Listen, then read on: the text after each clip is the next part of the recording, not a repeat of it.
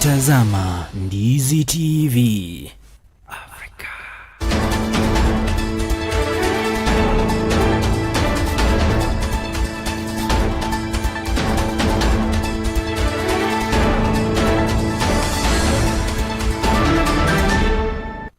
Well, it is exactly 9 p.m. on the third day of the month of November 2025. Welcome to our bulletin, Ndizi TV News at 9. My name is Chemutai Kirui. My director is James, the top scorer, and my sign language interpreter tonight is Lydia Mose. And just in the highlights tonight, President William Ruto inaugurated the groundbreaking Kaishan, Olkaria, geothermal and green fertilizer plants in Naivasha.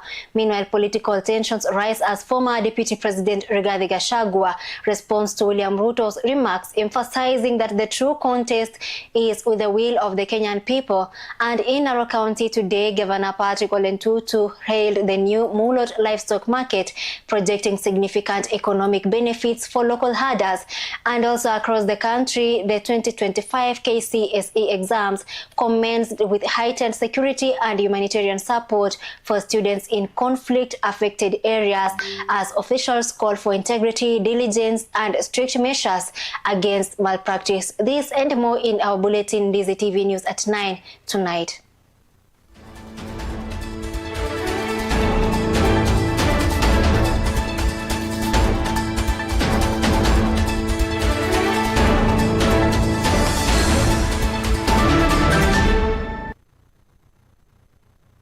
Straight to our first story, President William Ruto today inaugurated the groundbreaking ceremony for the Kaishan Olkaria geothermal power plant and the Kaishan Olkaria 480 KTA green fertilizer plant in Naivasha, Nakuru County, highlighting the project's transformative potential. The initiatives are expected to generate annual profits of Kenya shillings 1.7 billion for KenGen, while the green fertilizer plant will give Kenya a competitive edge globally by producing fertilizer from ammonia derived entirely from renewable energy. Now let's take a look at what happened in Nakuru County today. Beyond its environmental and social impact, this project is also a sound commercial investment. With a total investment value of US dollars 800 million, it is projected to generate more than 13 million US dollars, that is 1.7 billion Kenya shillings in annual profits to KenGen, while opening new frontiers for carbon credit generation and trading under international climate mechanisms. Around the world, markets are rewarding sustainability. Green fertilizer will give Kenyan exports a competitive edge, open new markets for our agribusinesses, and strengthen our position in global value chains. Kenya is proud to lead Africa in proving that green innovation is both profitable and sustainable. It is significant because for the first time in the African soil, fertilizer will be produced from ammonia that is coming from green energy. This is the first ever plant in this continent that this is going to happen. We have been in many meetings. Ever since I came into office, I held the Africa Climate Summit to discuss how to balance environment and nature and to persuade many who do not see how it is possible for us to live in a world that is sustainable and to have energy that does not interfere with nature. Today is a testimony that green energy is not only sustainable, but it is possible to power our energy needs using. And now in Kenyan politics, in a pointed response to President William Ruto's recent remarks that Raila Odinga was his only worthy competitor, former Deputy President Rigathi Gachagua has fired back, insisting that he and his allies are not mere opponents to be overlooked. Gachagua emphasized that the search for a presidential contender capable of challenging Ruto is well underway, while asserting that the true competition lies not with any individual rival, but with the collective will of the Kenyan people. His remarks mark a significant intensification in the political discourse as the nation approaches the next election cycle in 2027 August. To inform the people of Kenya that the formula getting a single presidential candidate to face William Ruto is on course. And for those who have been in doubt, what is happening in these by-elections is a dress rehearsal of the formula and the mechanism to get a single presidential candidate to face William Ruto. And we want to assure the people of Kenya, come rain or shine, we are determined, as we have been told by the people of Kenya, that they want one single presidential candidate to face William Ruto. I have heard William Ruto bragging that with the demise of Raila Odinga, he has no opponent. I'd like just to inform him that we are not his opponents. His opponents are the people of Kenya. And the people of Kenya have gone nowhere. We are just doing what the people of Kenya want. We have sufficient, clear instructions from the people of Kenya to agree on one single presidential candidate to face William Ruto and liberate our country, restore the dignity of the payslip, restore the Kenyan nation, bring an end to the era of bribery and corruption, mismanagement of public resources, the era of abductions and extrajudicial killings. And we want to assure the people of Kenya that we are more than determined to abide by their wish to get one single presidential candidate. It will happen. Now shifting to development issues, Narok County Governor Patrick Ole Ntutu has expressed strong optimism over the new Mulot livestock market, projecting that it could generate up to Kenya shillings 150,000 in daily revenue. Speaking to local herders, Governor Ntutu assured them that this development is set to significantly enhance the local economy, providing increased opportunities for trade and improving livelihoods within the county's livestock sector. Officials say the market will serve as a vital hub for both producers and traders, strengthening Narok's position in the regional livestock trade. Hii sheria inatusaidia sana kama county government. Hapa kila wakati tunauza ng'ombe zaidi ya 1,500 mpaka 2,000. Mbuzi na kondoo ni karibu 1,000. Ukiangalia ile pesa ambayo county government watapata sasa, itakuwa ni zaidi ya shilingi 1,150 kwa siku. Na hiyo pesa ndio unaona tuna reinvest kuhakikisha kwamba wananchi wetu wanakaa vizuri. And now moving on, as the 2025 KCSE examinations kicked off nationwide, the usually tense Gutembe border in Migori County found a glimmer of hope. Deputy Governor Mahiri Gimunta led a humanitarian food distribution drive that is aimed at supporting candidates caught in the middle of the recent ethnic clashes between the Kipsigis and Kuria communities. The initiative seeks to ensure that learners affected by the ongoing insecurity can sit for their national exams with dignity and minimal disruption, even as county authorities and security agencies work to restore lasting peace in the troubled border region. Our very own Lennox Odede from Migori County tells us more in his report. As the KCSE examinations kicked off across the country, Migori County Deputy Governor Mahiri Gimunta led a food distribution exercise to 7 schools along the volatile Gutembe border, where frequent clashes between the Kipsigis and the Kuria communities have been a major problem. Speaking during the exercise at one of the schools, Deputy Governor Gimunta noted that food items will go a long way in ensuring that learners remain in school throughout the examination period. Hili eneo letu kumekuwa na mchafuko nyingi, hasa kwa mwezi mbili ambao zimepita. Kumekuwa na vita kati ya hizi koo zetu mbili na pia na kwa mpaka kati ya Wakuria wa hili eneo na wa Kipsigis wa Transmara. Ambayo ziko kwa mipaka ni shule ambazo ni 7 ambazo zimekuwa affected, hasa ni huku kati ya hii uhasama na wizi wa ng'ombe. Nimetarget shule 7 ambayo nawapelekea chakula ambayo najua itatosha ya kuwapeleka wakati huo wanapofanya mitihani zao ya kidato cha 4. He also assured residents that the Migori County government has put in place adequate security measures to guarantee the safety of students sitting for their exams. Naweza kutembea na security team kuhakikishia wanafunzi wetu kwamba kutakuwa na security ya kutosha na chakula ya kutosha, hasa wakati ambao wanafanya mitihani.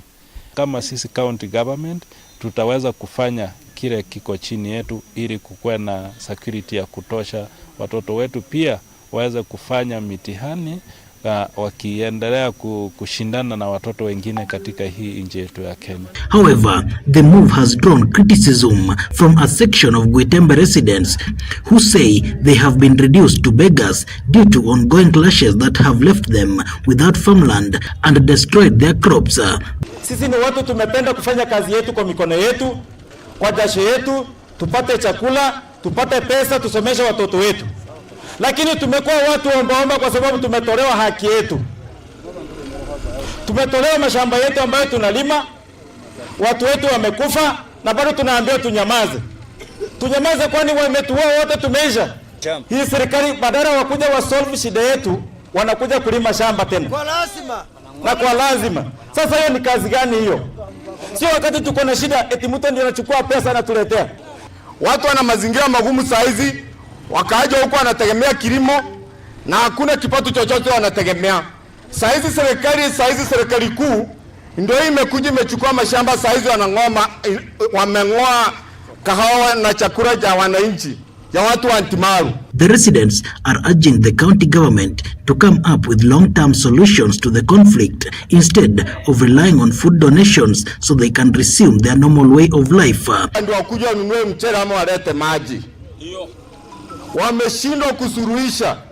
Gavana wa hii jimbo la Migori County tangia viti ianze, tangia ingia uongozini, haja ikanyaga kuitembe kusikia kilio cha wananchi wake. Yeye atoke kama gavana wetu, awakilisha mambo yetu kwa president. Sisi tumewakilisha kwa bunge mpaka kwa National Assembly, tumesema tuko na shida. Yeye pia anafaa atoke kama gavana, tumuone anaongea na Ruto shida yetu ya hapa Kuitembe. Lennox Odede reporting for Ndizi TV Africa from Migori County.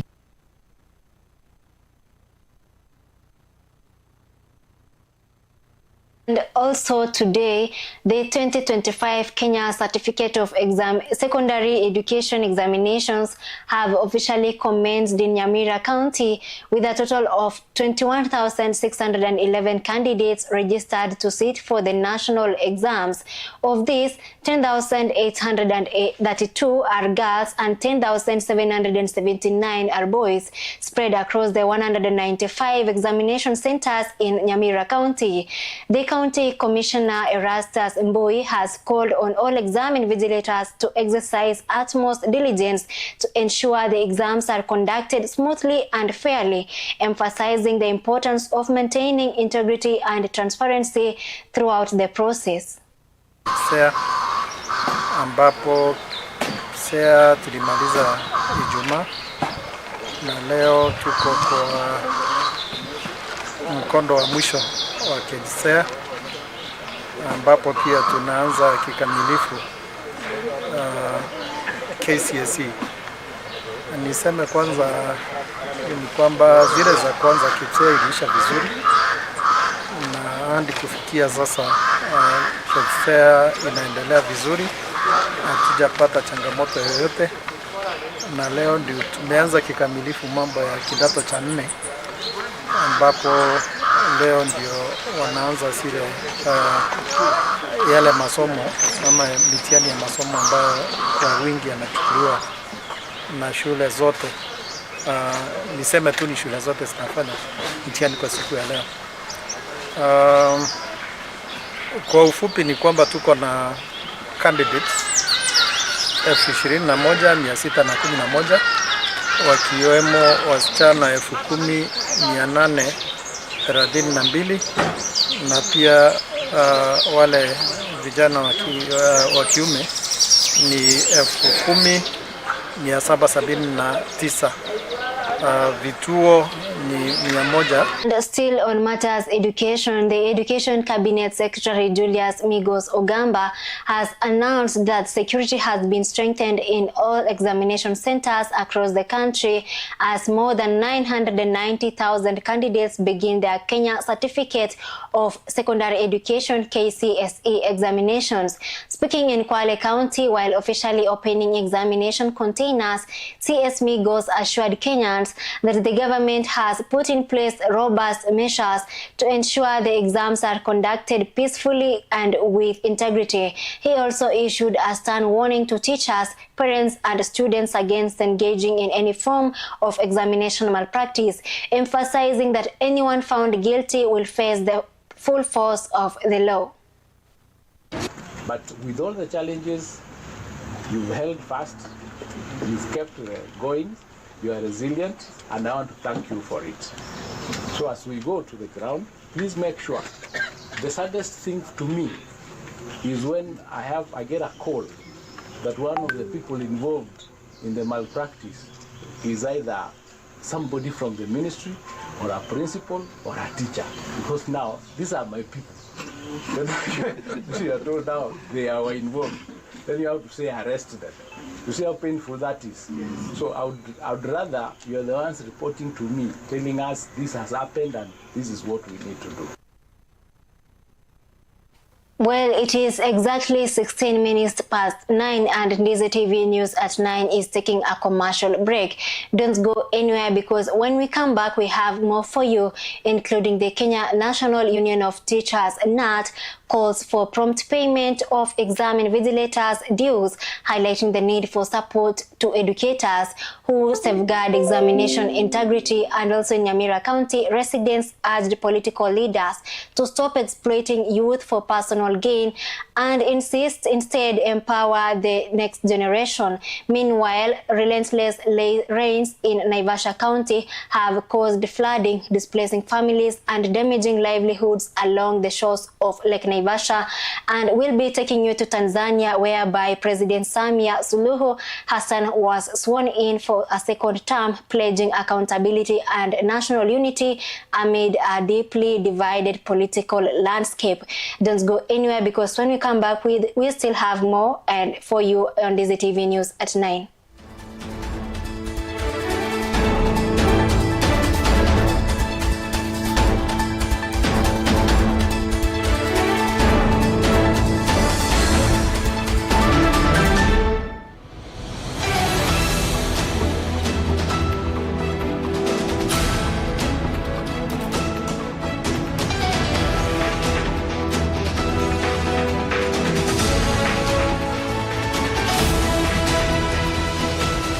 Unatazama Ndizi TV Africa.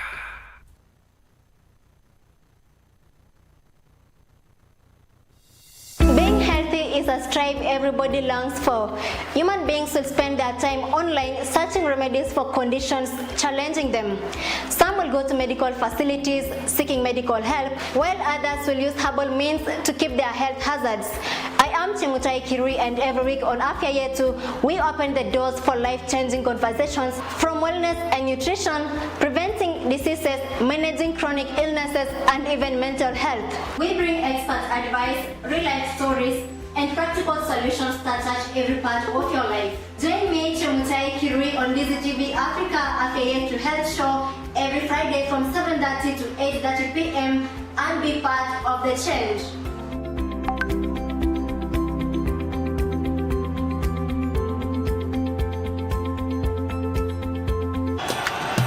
Strikes. Oh no, he's missed!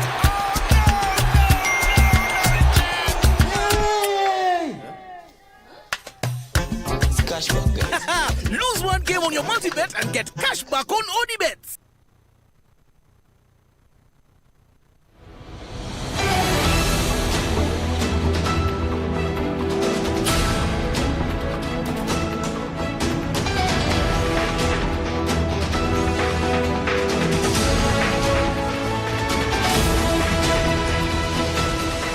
Unatazama Ndizi TV Africa.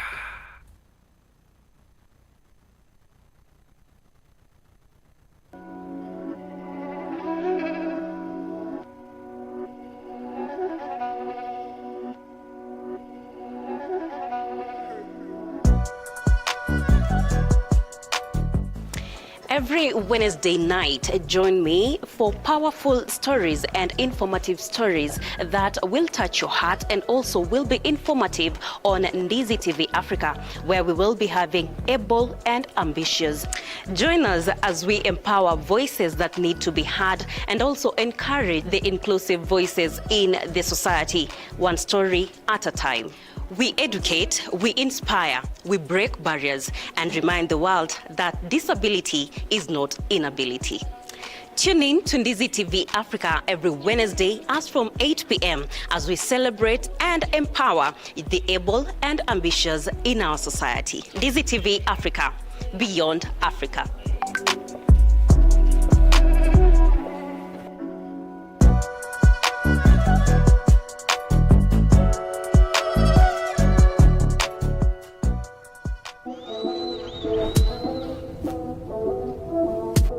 Shukisha!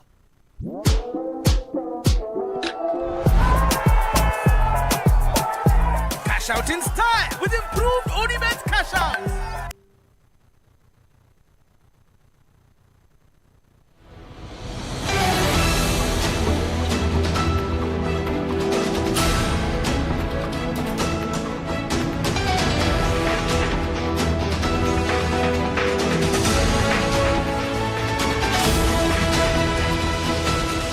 Unatazama Ndizi TV Africa.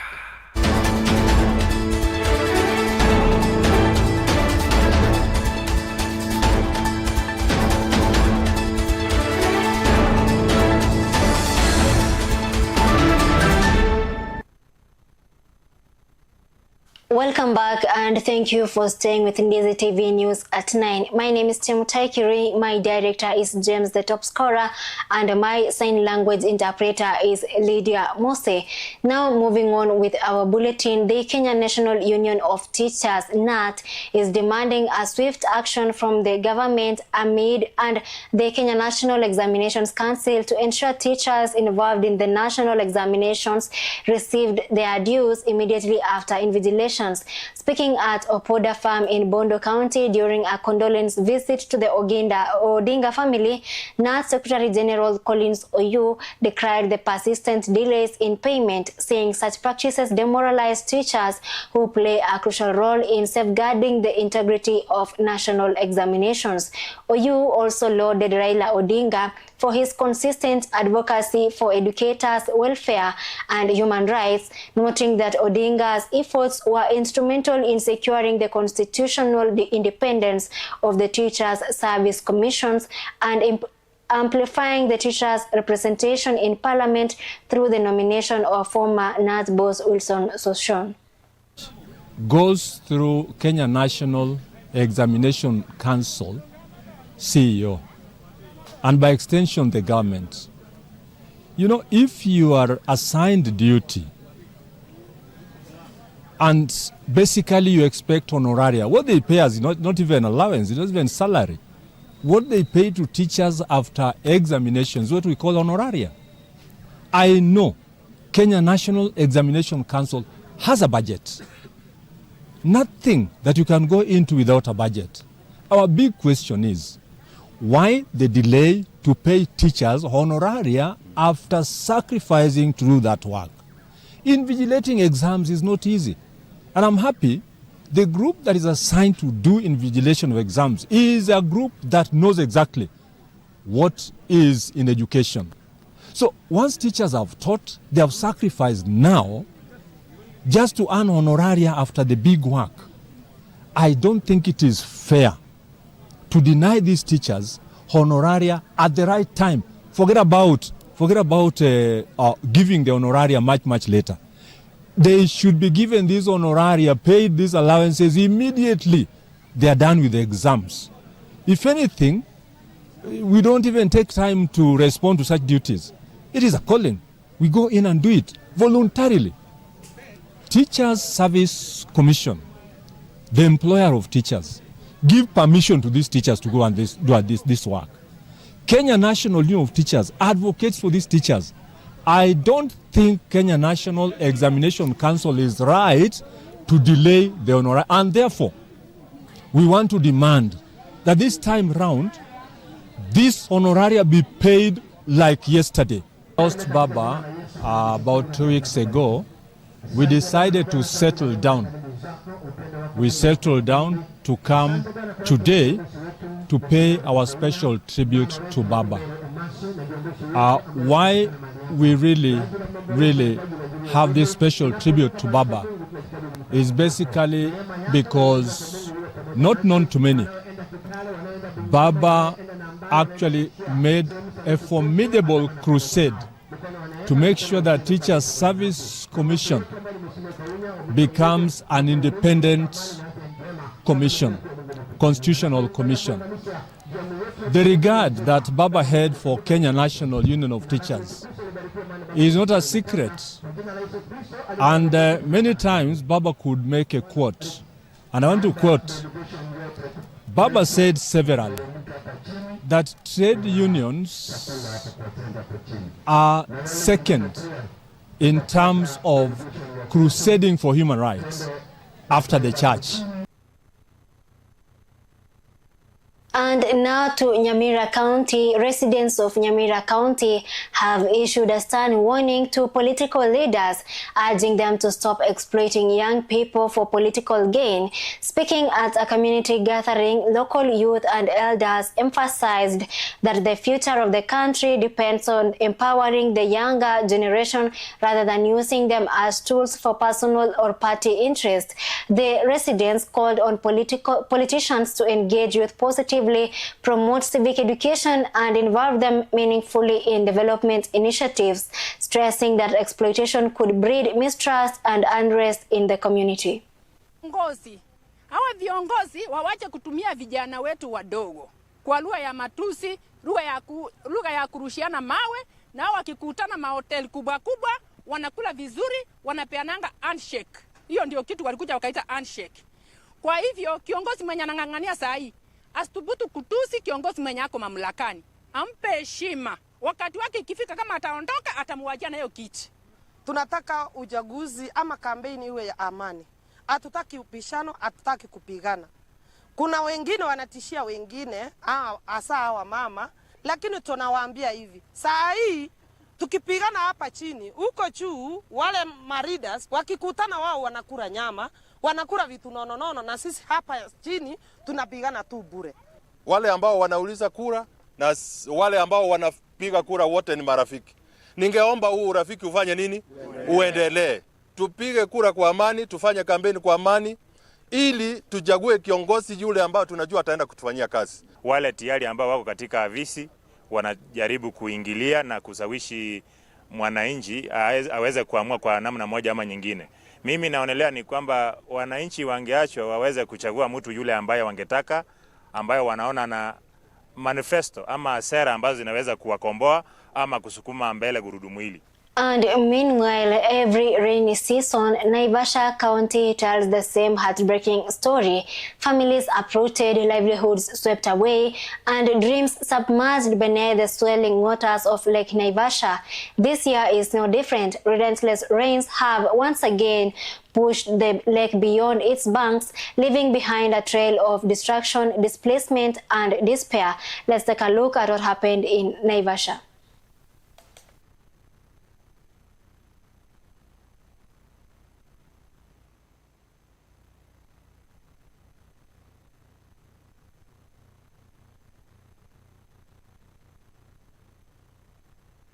Senye tumepata sasa, sina mshahara, ninalipangwa 10,000. Mali penye ninaenda kupata nyumba, ninapata nyumba ya 20,000.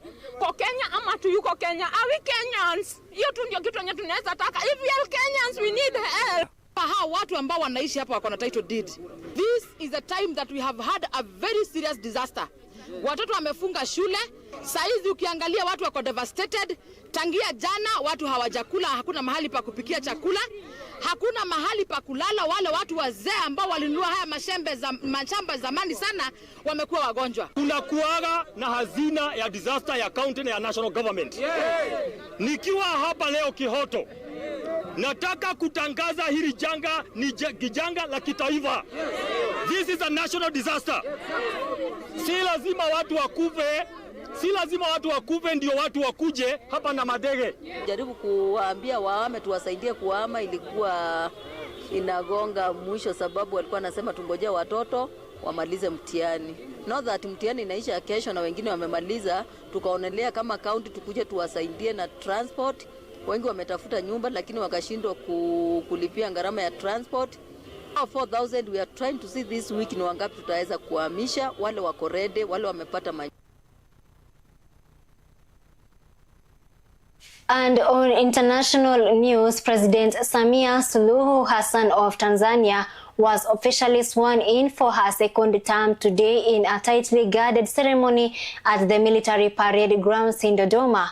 Speaking during the oath-taking, Suluhu warned that those responsible for the deadly demonstrations surrounding the October 29th events would be held accountable. She also pledged to work toward uniting a nation she described as deeply divided by partisan politics. While the ceremony was closed to the public, it was broadcast live on state television, signaling the start of her renewed mandate to lead Tanzania through a period of reconciliation and national development.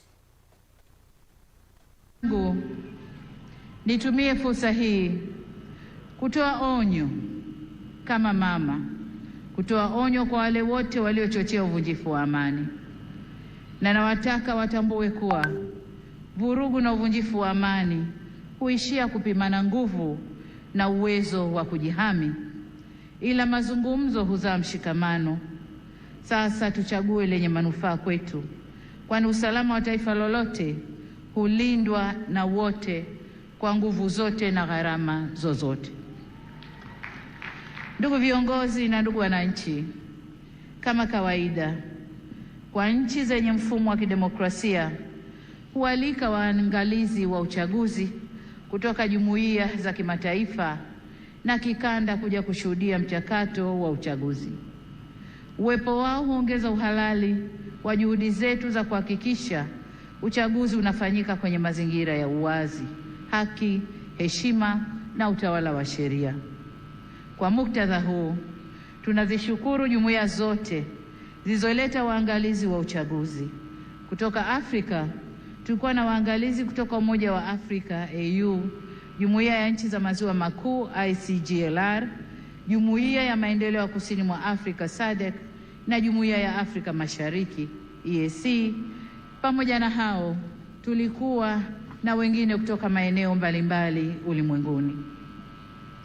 Makundi yote ya waangalizi yameshatoa taarifa za awali na tunawashukuru kwa kuwa nasi, na kwa heshima kubwa tumepokea maoni yao. Hata hivyo, kama alivyowahi kusema Rais wa awamu ya 3 ya Jamhuri ya Muungano wa Tanzania hayati Benjamin William Mkapa mwaka 2000 wakati akiapishwa kuwa rais, na hapa nanukuu kipande tu cha hotuba hiyo kinachosema: na washukuru watazamaji wa kimataifa kuja kushuhudia uchaguzi wetu ulivyofanyika. Walipotusifu tumepokea sifa hizo kwa unyenyekevu mkubwa. Tumesikia pia waliodhani hayakwenda sawa na mengine hata sisi wenyewe. Now we continue to keep you informed as stories shaping Kenya and the world continues to unfold. Thank you for choosing Ndizi TV Africa. My name is Chemutai Kirui. My director has been James the Top Scorer, and my sign language interpreter tonight was Lydia Mose. Until next time, have a good night.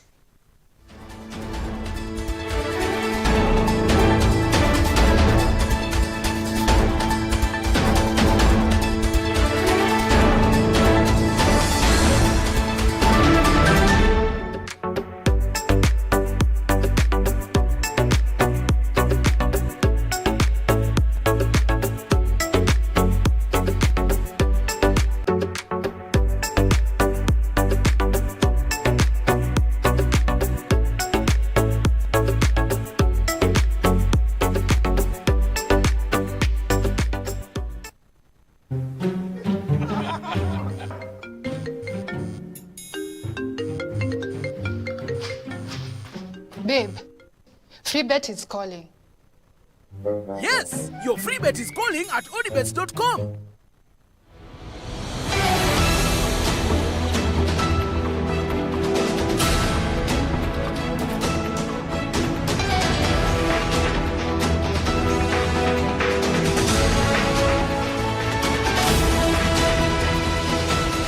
Unatazama Ndizi TV.